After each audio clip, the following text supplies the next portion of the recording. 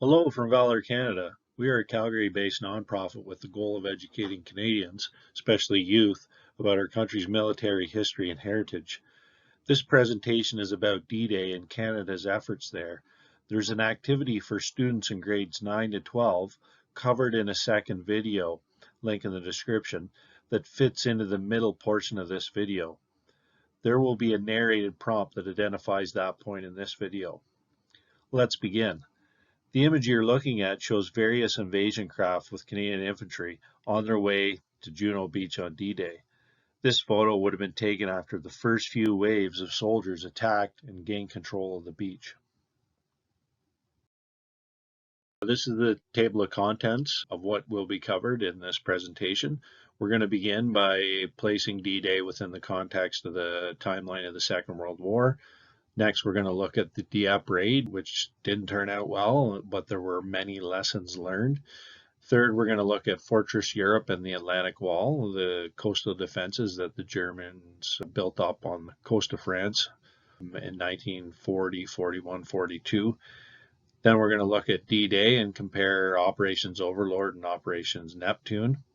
Next comes the activity, and this is where the separate video to be inserted comes into play. And then once that video finishes, we're going to come back to this video and summarize D-Day compared to Operation Overlord. So Operation Neptune and Overlord compared again with some final numbers and cost. Then we're going to finish with a debrief. So before we get into D-Day, I want to place D-Day within the timeline of the Second World War. I'm going to whip through a quick background on this slide in the next few in order to outline some of the important events of the Second World War with a focus on the European theater. First off, the Second World War started in early September 1939 when Germany invaded and took control of Poland.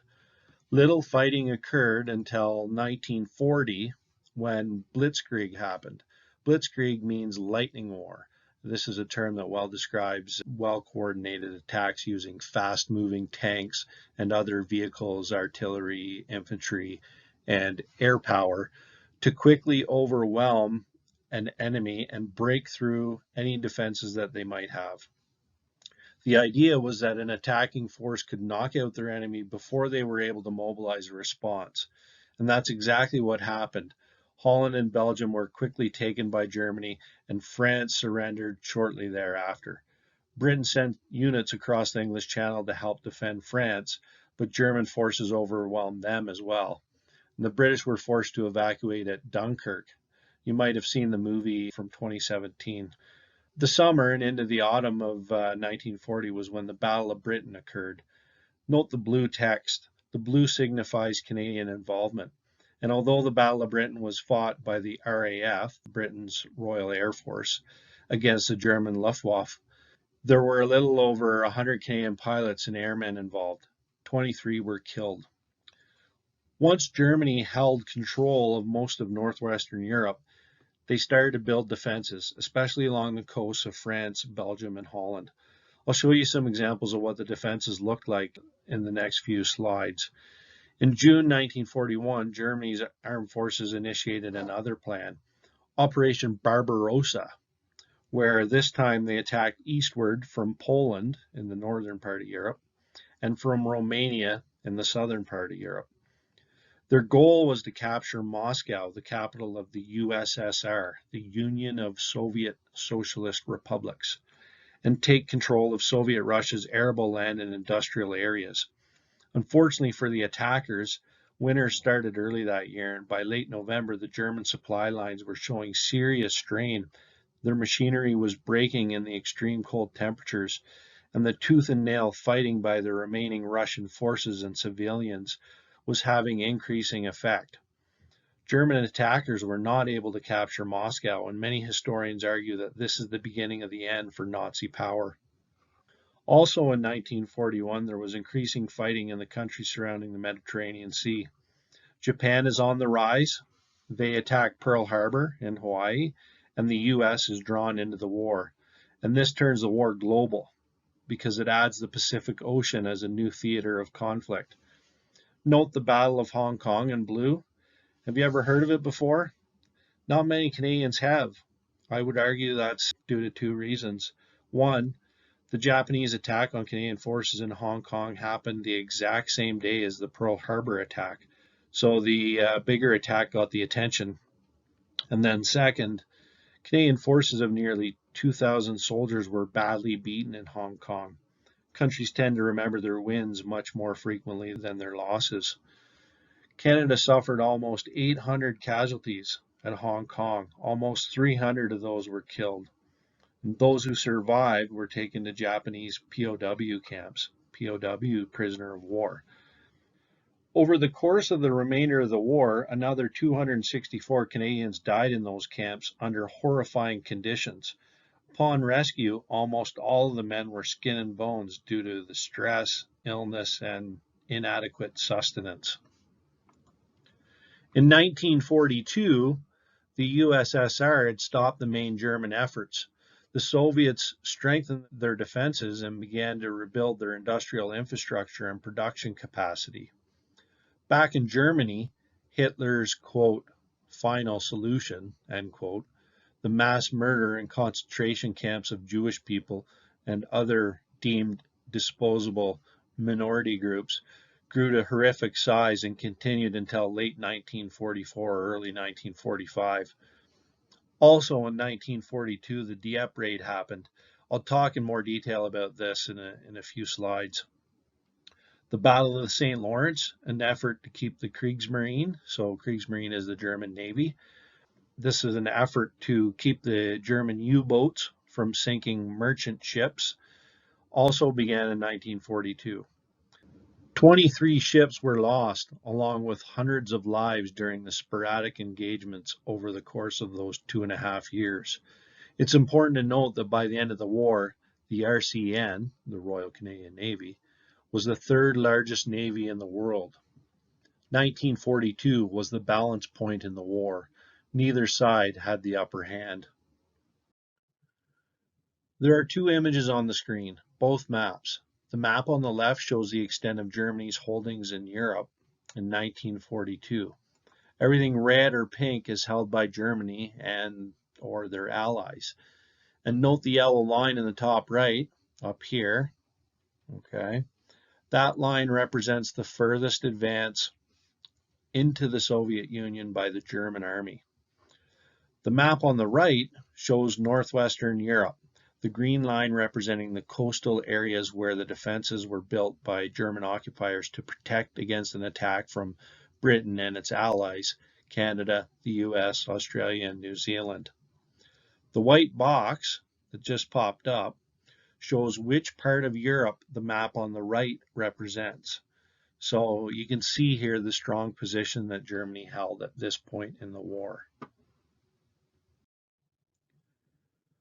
In 1943, Soviet production had increased exponentially and was supplying huge numbers of the weapons of war for their countrymen, and bit by bit, Soviet forces began to retake the cities captured by the German invaders, slowly pushing them back towards the west. Operation Husky, the Allied assault on Sicily, and don't forget Sicily is the island at the boot tip of Italy. Operation Husky was successful. The Canadians involved in Operation Husky are affectionately called the D-Day Dodgers because they were unavailable for the future D-Day assault. The month-long fight for Sicily cost 2,300 Canadian casualties. 600 of those were deaths. So going back to the map of Europe, okay, we've got an interesting setup beginning. We've got the Soviets beginning to push the Germans back in the east. Okay, so up here, all right. Then due to Operation Husky and the taking of Sicily, we've got a significant foothold in the south. So down here, this is the island of Sicily, and the D-Day Dodgers are going to work their way across and start pushing up northwards through Italy. And then somewhere in the northwest, we've got the D-Day assault coming, okay?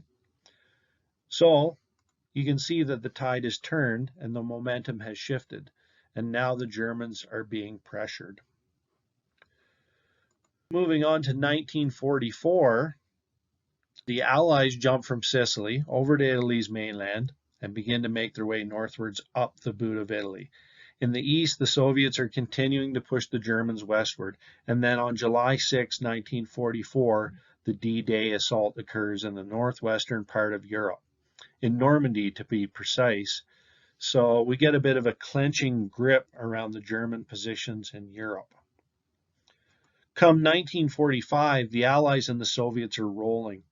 The infamous Auschwitz concentration camp is liberated by advancing soldiers who occupy Berlin first, causing Hitler to commit suicide. On May 8th, Victory in Europe Day is declared, VE Day. Behind the scenes, the US has been working on a new weapon, an atomic weapon, and come August, they drop two on Japan, one on August 6th and the second on August 9th. Japan surrenders on August 15th, a day declared VJ Day, Victory in Japan, and the war ends. Now that we've put D-Day within the context and the timeline of the Second World War, let's move on to Dieppe, Operation Jubilee, that took place in August of 1942. In Canadian military history, this is known as the Dieppe Raid, an amphibious assault of a German coastal position in France. Amphibious because you're going from water to land. The objective was to assault, control, and then destroy an enemy port. In addition to testing the enemy's defenses, part of the plan was to gain intelligence about the enemy and to boost the morale of the Allied soldiers. Well, what did the raid look like? Well, there are a few things I should point out. First, note that south, okay, and you can see the south arrow here, south is at the top of the map, okay, so we're actually looking southward right now, and that makes sense because Britain is north of France, and the attackers alongside the Canadians alongside the British have to sail south across the English Channel to access the coast of France. Next, notice that along the French coast here, there are areas where there are oceanside cliffs. Here's one here, here's one here, here's one here. And you'll note that in between these cliffs, there are areas where the mainland comes down to the beach. Okay, now this is important because you have to attack these areas. That's what these four big arrows are.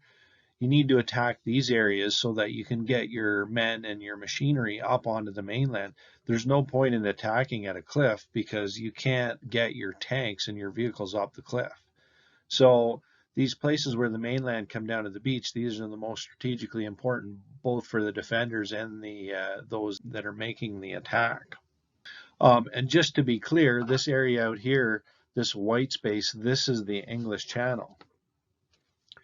So let's look at these solid maroon dots next. You can see that they're located right around these areas where the mainland comes down to the beach. Okay, so these are machine gun emplacements, and you need to keep in mind that these are aimed down the beach. So this one here would be aimed down this way or down this way, and these ones here, same thing. They're aimed down along the beach.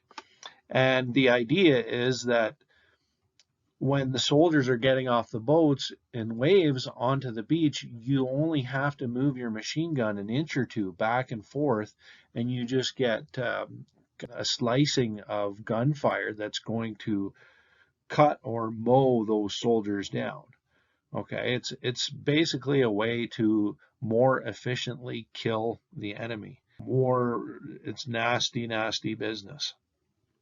Next thing I want you to look at are these hollow circles that are located a little further inland. Okay, you'll notice that the word beside many of them is battery. And I don't mean the battery like in your cell phone or your smoke detector. The word battery in this context comes from an old Latin word, batar. I don't speak Latin, so that's probably a very poor accent, but batar. And batar means to strike or to hammer.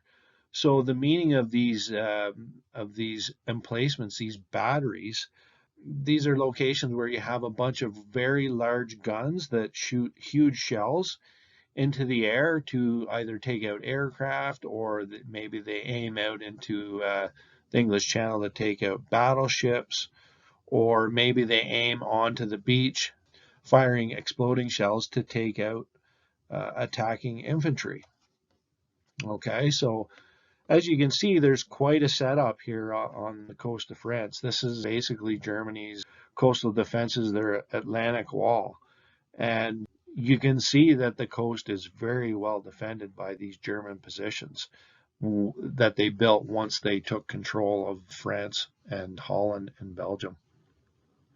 So, what happened?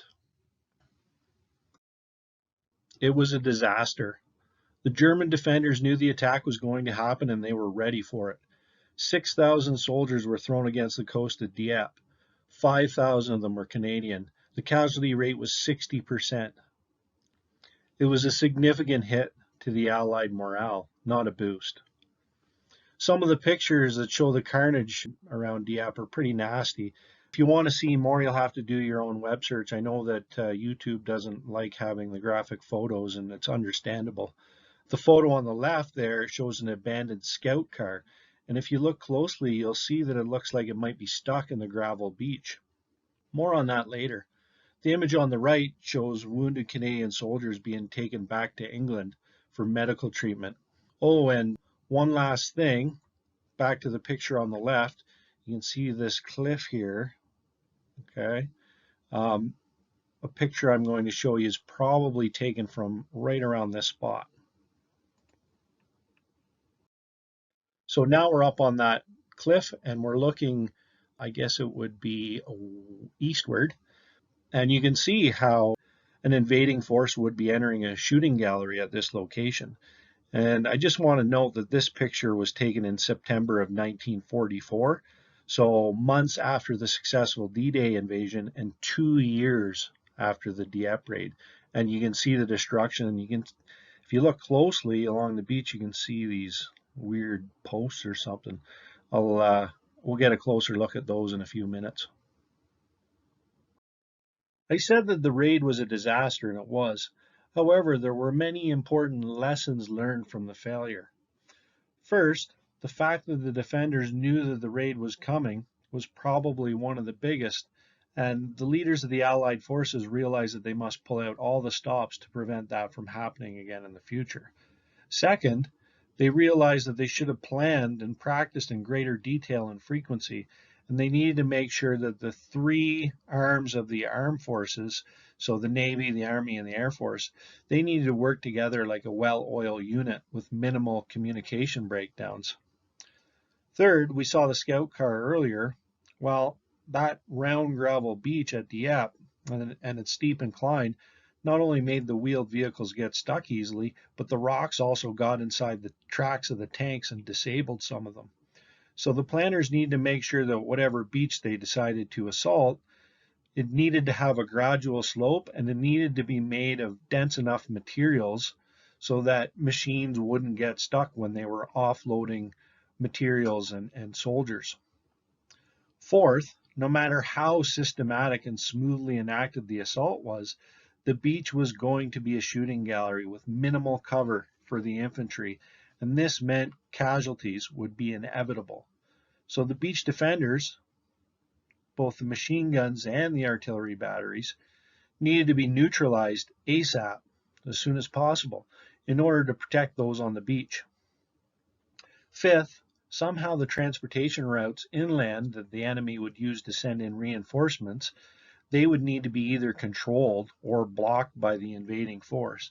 And then lastly, no matter how good and seamless the plan went, the enemy was always going to be able to sabotage a harbor so that it would not fall into enemy's hands in ready-to-use conditions. The image on the right there shows some Canadian soldiers examining a pillbox, so a machine gun emplacement at Dieppe. And again, this picture is from September of 1944, so 2 years after Dieppe. Here's a close-up of those beach defenses that I mentioned. A few pictures ago, you saw these post-like objects on the beach at Dieppe. Well, here's a close-up, And you can see that there's something wired on the end of this. This is an explosive device, so if you hit this with a person or a boat, it's going to blow up and there's going to be some issues. But before we get into these others, I just want you to take a look here at this diagram on the bottom. So this is a cross section of a typical beach in Normandy after the Germans had built up their Fortress Europe in the Atlantic Wall. And first off, I want to point out a couple things. One, low tide. So the water's down here at low tide.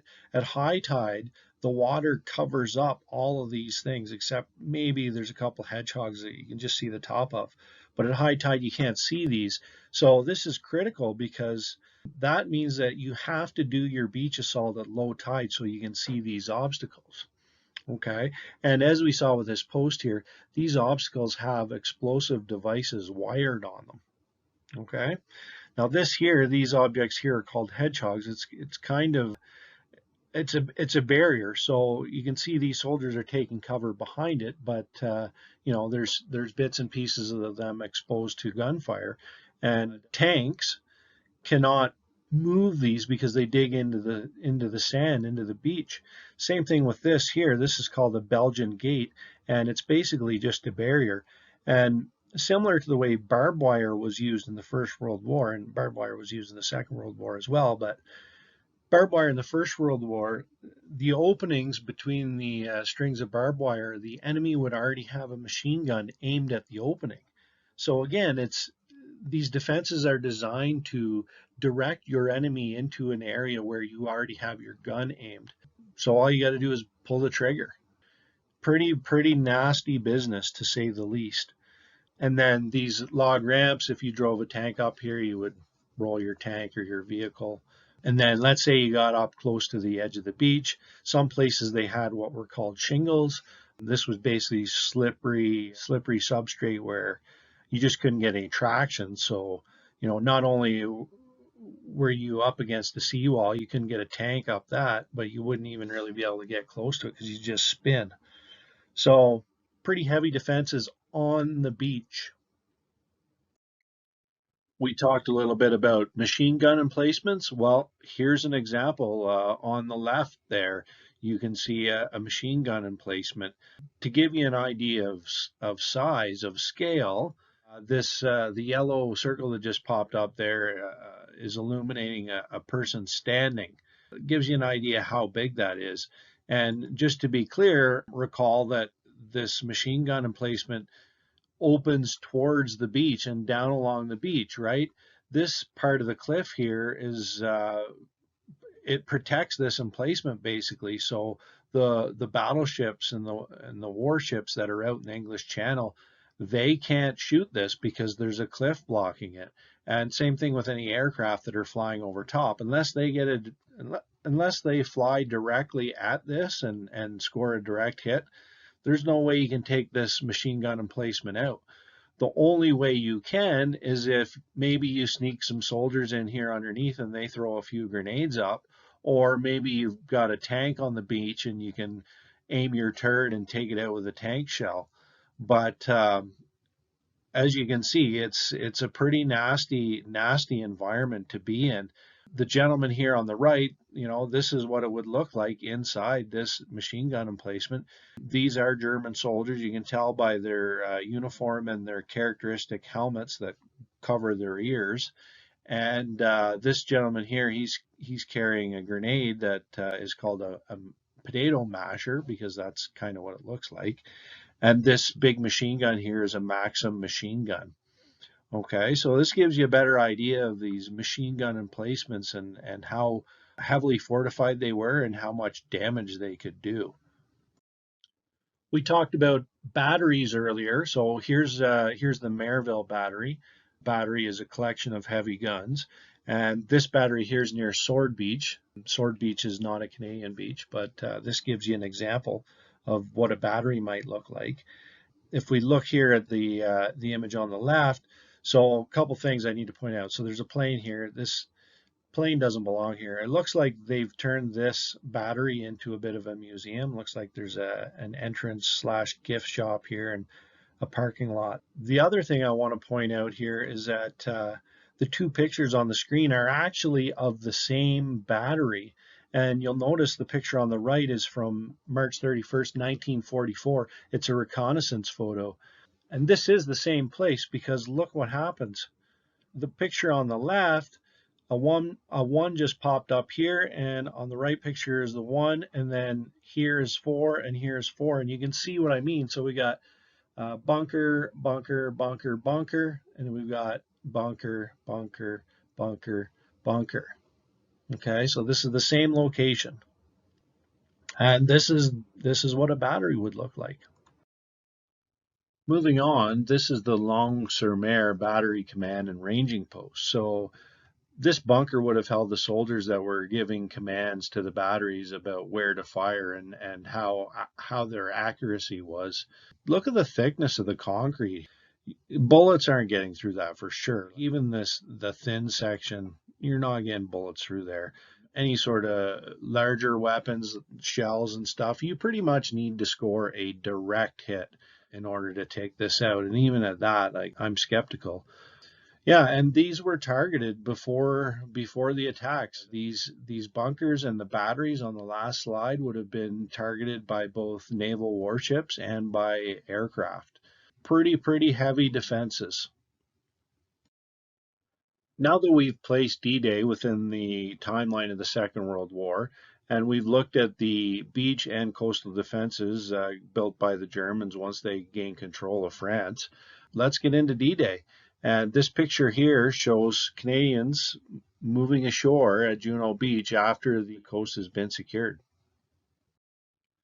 The invasion on D-Day, two intertwined operations, which would be Operation Neptune, which is a part of Operation Overlord. And that's what we're going to talk about here first, is Operation Overlord. This is the all-inclusive plan, okay? And the goal of Operation Overlord is to successfully land soldiers and equipment on the coast of German-held France so that a new Western Front could be opened up. And the goal was to gain control of that position on the coast, move inland all the way to the Seine River. And this would take weeks, if not months. Okay, and just to point out, the map on the left there is a map of Africa. This shows the countries and areas in Africa that were held by the Germans in 1944. And then same thing on the right, except this map shows Europe. You can see in the east that the Soviets are pushing the Germans back westward. You can see the Allies here in Italy, Operation Husky, pushing the Germans northwards back into the mainland portion of Europe. And then Operation Overlord, the D-Day landings are going to happen somewhere in the northwest here. We don't know where, but it's coming. It's coming. Now, part of Operation Overlord is Operation Neptune. And Operation Neptune is the coastal assault by the Allies. This is the water portion of Operation Overlord. And at most, Operation Neptune is going to take a day, maybe two. And the idea is that you're going to take your soldiers and your equipment from England, and you're going to take them across the English Channel and assault the French coast somewhere along here. Okay, it's a pretty big coastline. You're going to assault the French coast with those soldiers and equipment and try to gain a foothold on the coast and then move inland into France. And that is what your activity is going to be. Okay, and as I mentioned at the start of this video, there's a second video that you can insert right now. This slide is a placeholder for the activity video that is available. There's a link in the description. The next few slides after this are the conclusion of the D-Day presentation. So the next few slides are designed to follow the activity on the second video. This photo here shows Canadian infantry unloading from LCI, Landing Craft Infantry. So this boat here is a landing craft that offloads infantry. Canadian soldiers getting off here and moving onto the beach. This is after the beach has been taken, obviously, and it's safe to do so. You can see a couple tanks here lined up, and the seawall, they can't get up there, so they got to kind of come out here into the water a little bit and go up the ramp. On the far left of the picture, this building here is called Canada House. This is a famous Canadian landmark for the D-Day invasion. I've got another picture coming up where you can get a better look at that. To summarize the Allied invasion plan in a general sense, first, you're going to use your intelligence operations to deceive the enemy. So to give you some examples of what the Allies did to deceive the Germans, first off, in England, across the English Channel from Calais, so at that narrowest piece of the English Channel, the British had set up a bunch of rubber blow-up tanks. And the idea was that they wanted to make the enemy think that they were going to do an attack across the English Channel, attacking Calais. Another thing they did was they had squadrons of aircraft fly from England out over the English Channel and just fly in circles. That was their mission, was to fly in circles. And the idea was that the enemy defenders on the coast of France would be looking at the radar and they'd just see all these planes flying in circles, and they'd be tapping their radar screen wondering why it wasn't working properly, because it just shows these planes flying in a circle. Another thing that the Allies did was they flew aircraft out over the French countryside, and they had mannequins wearing parachutes, and they threw these mannequins wearing parachutes out of the plane, and the idea was they wanted the enemy to think that they were releasing a bunch of paratroopers onto the French countryside. Okay, so there are a lot of different things that the Allies did to trick their enemies. Next, you're going to use your air power to weaken the enemy, so you're going to bomb strong enemy positions in France with your bombers and your fighters. Third, once D-Day arrives, you're going to send your minesweeper boats to clear a safe path across the channel. Okay, and you'll recall that north of the Bay of Normandy, there's that minefield there, the blade of the hockey stick. And the Canadian minesweepers, they played a huge role in Operation Neptune to get those soldiers safely through the minefield and onto the beaches at Normandy. Fourth, your fleet, as soon as they're within range of the French coast and those German defenses, they're going to start firing.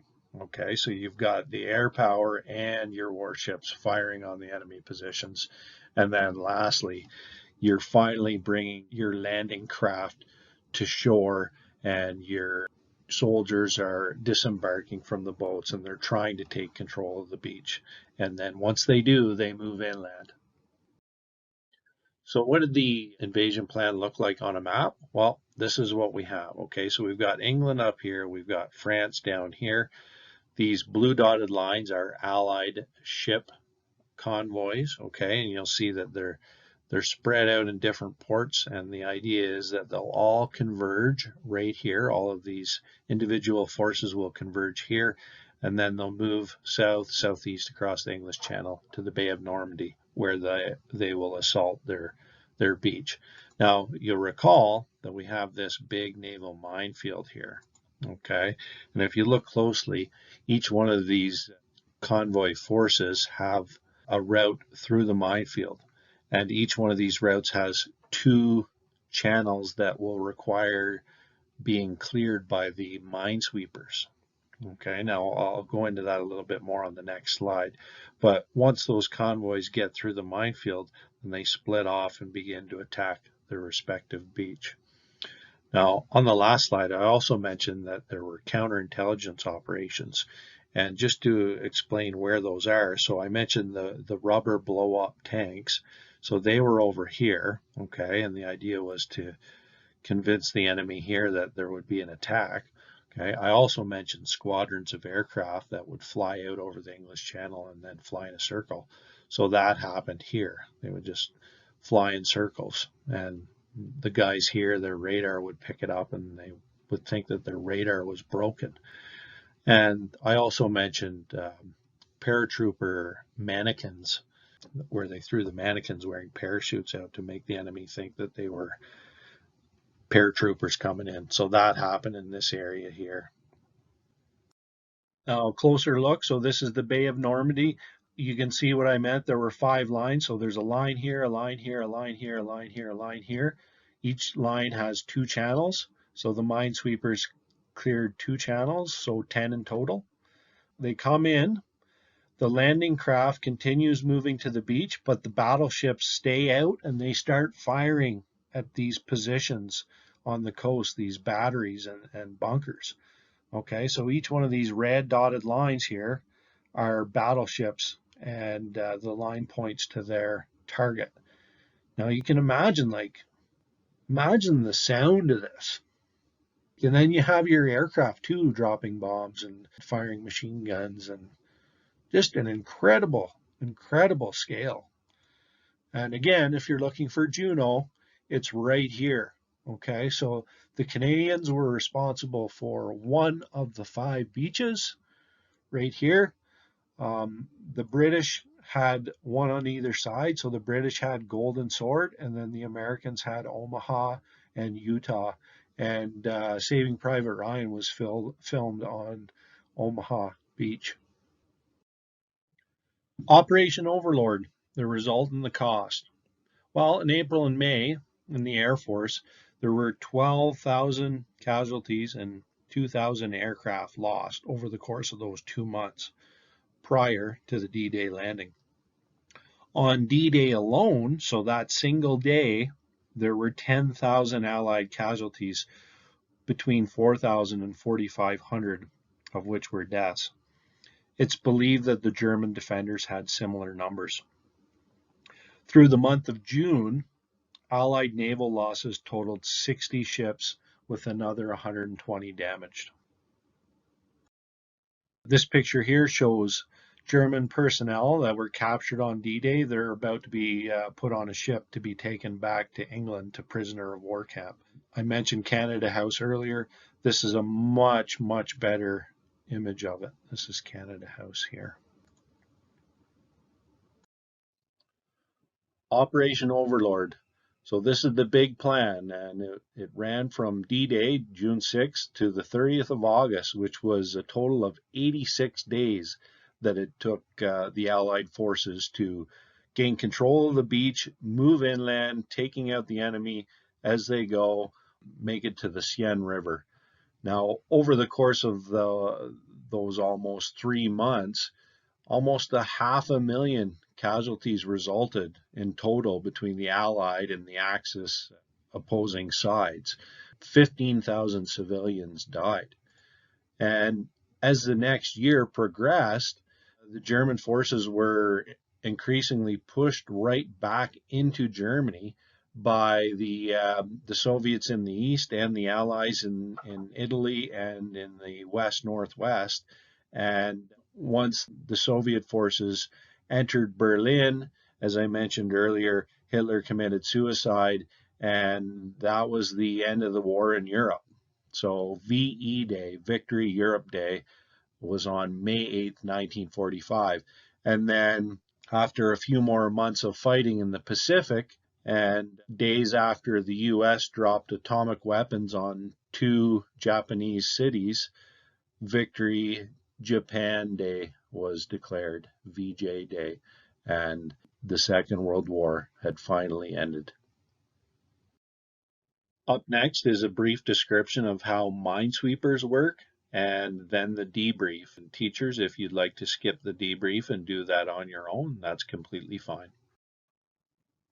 Now, before we do the debrief, I'd like to explain how minesweepers work, because minesweepers have come up a couple times here in this presentation, and the Canadian Navy played a pretty critical role with minesweeping in the lead up to D-Day. So on the right here, you'll see a minesweeper, and you may or may not notice, but these are pretty shallow draft boats, meaning that they're pretty flat. And the idea is that so when there's a mine underneath, these minesweepers can go right over top without making any contact, whereas a battleship would be down in the water much deeper and it would hit it. Okay, so these minesweepers go through the water and they pull a cable behind the boat. Okay, that's what this here is, and it's weighted down so that it's at a certain depth. Now these naval mines, here's one here, here's one here. The best way to think of those are like a helium balloon. So these things, they want to float to the surface of the water, but when they're put down, they have a weight on them to hold them down in the water at a certain depth, depending on what boat you might want to take out. So anyways, minesweeper pulls this cable, and somewhere along this cable, there's a blade or a clipper. And when it comes in contact with one of these cables linked to a naval mine, it cuts it off. And then this mine floats up to the surface. Okay. And then on the back of a minesweeper, you've got some sailors, and there's a guy with binoculars, and he's waiting for these mines to come up to the surface. And you've got a couple other guys with rifles. When the observer sees a mine pop up, the other guys shoot it and it explodes. Okay, now when the minesweepers did this in the lead up to D-Day, they didn't shoot the mines because they were worried that the explosions would alert the enemy. So they just kind of let them float off, which is a bit of a risk, but they felt that was a least risky than trying to shoot them to make them explode. Well, that's how a minesweeper works. Moving on to the debrief, I want you to think about D-Day and the challenges faced by the Allies, and I want you to think about character traits, and which character traits do you think were or feel were most important for their success. Now, I want you to apply that to your group too. When you were working in your group to come up with an invasion plan, what sort of skills did your group need to have in order to have greater success at this activity? Okay, next question. Do you think that modern communications like texting, email, etc., would have made the D-Day planning and coordination easier or more difficult? Why? Why do you think that? And then also thinking about the activity and the presentation for that matter, which parts had the biggest impact on you and why?